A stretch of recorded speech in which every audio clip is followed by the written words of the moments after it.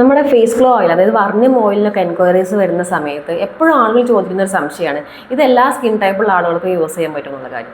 നമ്മളൊരു ഓയിൽ ഉപയോഗിക്കുകയായിക്കോട്ടെ, അല്ലെങ്കിൽ പുറത്തുനിന്ന് എന്ത് പ്രൊഡക്റ്റുകൾ വാങ്ങി യൂസ് ചെയ്യുകയായിക്കോട്ടെ, അല്ലെങ്കിൽ വീട്ടിൽ തന്നെ പ്രിപ്പയർ ചെയ്ത് ഉപയോഗിക്കുന്ന ഒരു പ്രൊഡക്റ്റ് ആയിക്കോട്ടെ, എന്താണെങ്കിലും നമ്മൾ ഏറ്റവും കൂടുതൽ ശ്രദ്ധിക്കേണ്ട കാര്യം അത് നമ്മുടെ സ്കിൻ ടൈപ്പിന് സ്യൂട്ടബിൾ ആണോ അല്ലയോ എന്നുള്ളതാണ്. ഇപ്പോൾ വീട്ടിലുണ്ടാക്കി ഉപയോഗിക്കുന്നതാണെങ്കിൽ പോലും നമ്മുടെ സ്കിൻ ടൈപ്പിന് അനുയോജ്യമല്ലാത്തത് പ്രൊഡക്റ്റ് യൂസ് ചെയ്ത് കഴിഞ്ഞാൽ നമുക്ക് റിസൾട്ട് കുറവായിരിക്കും.